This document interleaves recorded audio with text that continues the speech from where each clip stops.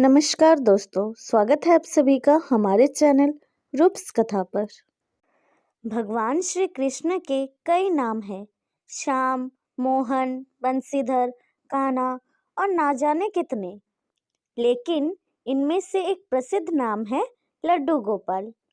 क्या आपको पता है भगवान कृष्ण का नाम लड्डू गोपाल क्यों पड़ा? ब्रज भूमि में बहुत समय पहले श्री कृष्ण के परम भक्त रहते थे, कुंभन दास जी। उनका एक पुत्र था रघुनंदन।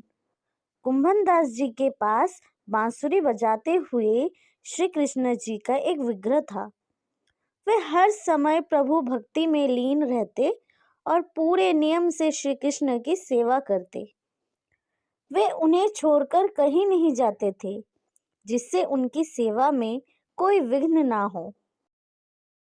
एक दिन वृंदावन से उनके लिए भागवत कथा करने का न्योता आया।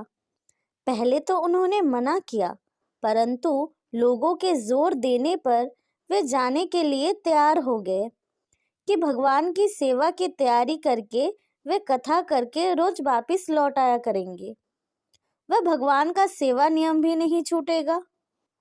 अपने पुत्र को उन्होंने समझा दिया कि भोग मैंने बना दिया है, तुम ठाकुर जी को समय पर भोग लगा देना।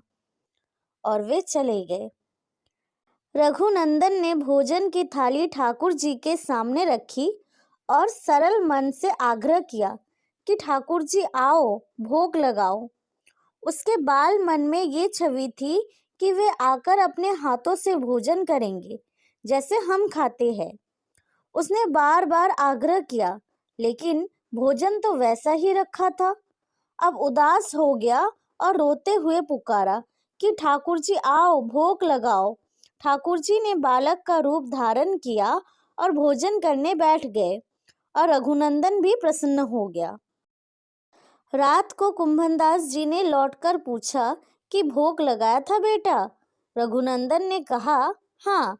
उन्होंने प्रसाद मांगा तो पुत्र ने कहा ठाकुर जी तो सारा भोजन खा लिया।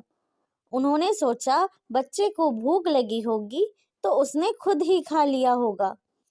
अब तो ये रोज का नियम हो गया कि कुंभनदास जी भोजन की थाली लगाकर जाते और रघुनंदन ठाकुर जी को भोग लगाते। जब प्रसाद मांगते तो एक ही जवाब मिलता कि सारा भोजन उन्होंने खा लिया। कुंभनदास जी को अब लगने लगा कि पुत्र झूठ बोलने लगा है, लेकिन क्यों? उन्होंने उस दिन लड्डू बनाकर थाली में सजा दिए और छुपकर देखने लगे कि बच्चा क्या करता है।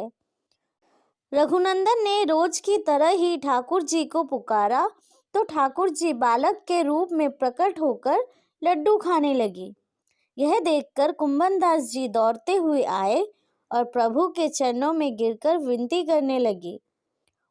उस समय ठाकुर जी के एक हाथ में लड्डू और दूसरे हाथ का लड्डू मुख में जाने को ही था कि वे जड़ हो गए।